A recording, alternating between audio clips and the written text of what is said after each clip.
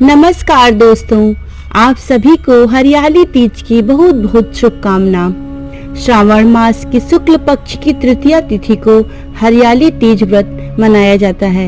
इसे श्रावणी या छोटी तीज भी कहते हैं। इस दिन सुहागिन स्त्रियां अपने पति की लंबी आयु के लिए निर्जला व्रत करके भगवान शिव व माता पार्वती को प्रसन्न करती हैं। व्रत के दिन सुहागिन स्त्रियां कुछ खास मंत्रों के द्वारा पूजन करके भगवान शिव व माता पार्वती को प्रसन्न करती हैं, तो उनके पति की आयु, यश, मान सम्मान में वृद्धि होती है। भगवान शिव को प्रसन्न करने के लिए मंत्र ओम नमः शिवाय, ओम हराय नमः, ओम महेश्वराय नमः, ओम शंभवे नमः, ओम शूलपाणये नमः, ओम पिनाकवृषे नमः, ओम पशुपतये नमः। माँ पार्वती को प्रसन्न करने के लिए मंत्र ओम शिवाय नमः, ओम उमाय नमः, ओम पार्वत्यै नमः, ओम जगद्धात्रयै नमः, ओम जगत्प्रतिष्ठायै नमः, ओम शांतिरूपिण्यै नमः। इन मंत्रों से पूजन करने के बाद भगवान शिव व माता पार्वती की कृपा प्राप्ति के लिए तीज व्रत कथा अवश्य सुने। हरियाली तीज व्रत कथा। भगवान शिव ने माता पार्वती को उनके पूर्व जन्म के बारे में याद दिलाने के लिए यह कथा सुनाई। शिव जी कहते हैं, हे पार्वती, बहुत समय पहले तुमने हिमालय पर मुझे वर के रूप में पाने के लिए घोर तप किया था। इस दौरान तुमने अन्न जल त्याग कर सूखे पत्ते चबाकर दिन व्यतीत किए थे। किसी भी मौसम की परवाह किए बिना तुमने निरंतर तप किया। तुम्हारी इस स्थिति को देखकर तुम्हारे पिता बहुत दुखी थे। ऐसी स्थिति में नारद जी तुम्हारे घर पधारे।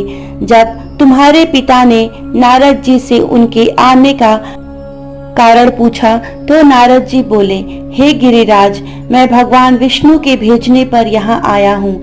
आपकी कन्या की घोर तपस्या से प्रसन्न होकर वह उससे विवाह करना चाहते हैं। इस बारे में मैं आपकी राय जानना चाहता हूँ।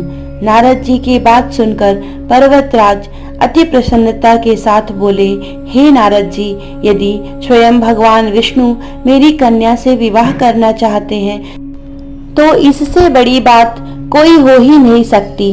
मैं इस विवाह के लिए तैयार हूँ। फिर शिव जी पार्वती जी से कहते हैं, तुम्हारे पिता की स्वीकृति पाकर नारद जी विष्णु जी के पास गए और यह शुभ समाचार सुनाया। लेकिन जब तुम्हें इस विवाह के बारे में पता चला तो तुम्हें बहुत दुख हुआ। तुम मुझे यानी कैलाशपति शिव को अपने मन से अपना पति मान चुकी थी। तुमने अपने व्याकुल मन की बात अपनी सहेली को बताई। तुम्हारी सहेली ने सुझाव दिया कि वह तुम्हें एक घनघोर वन में ले जाकर छुपा देगी और वहां रहकर तुम शिव जी को प्राप्त करने की साधना करना। इसके बाद तुम्हारे पिता तुम्हें घर में ना पाकर बड़े चिंतित और दुखी हुए। वह सोचने लगे कि यदि विष्णु जी बारात लेकर आ गए, तुम घर पर ना मिली तो क्या होगा। उन्होंने तुम्हारी खोज में धरती पाताल एक करवा दिए, लेकिन तुम नहीं मिली। तुम वन में एक गुफा के भीतर मेरी आराधना में लीन थी। शुक्ल पक्ष तृतीया को तुमने रेत से एक शिवलिंग का निर्माण कर मेरी आराधना की, जिससे प्रसन्न होकर मैंने तुम्हारी मनोकामना पूर्ण की। इसके बाद तुमने अपने पिता से कहा, पिताजी, मैंने अपना जीवन भगवान शिव की तपस्या में बिताया है और भगवान शिव ने मेरी तपस्या से प्रसन्न होकर मुझे स्वीकार भी कर लिया है। अब मैं आपके साथ एक ही शर्त पर चलूंगी कि आप मेरा विवाह भगवान शिव के साथ ही करेंगे। पर्वतराज ने तुम्हारी इच्छा स्वीकार कर ली और तुम्हें घर वापस ले गए। इसके बाद उन्होंने पूरे विधि विधान से हमारा विवाह किया। भगवान शिव ने कहा, हे पार्वती, तृतीया को तुमने मेरी आराधना करके जो व्रत किया था उसी के परिणाम स्वरूप हम दोनों का विवाह संभव हो सका। इस व्रत का महत्व यह है कि इस व्रत को पूर्ण निष्ठा से करने वाली प्रत्येक स्त्री को मनवांछित फल देता हूँ।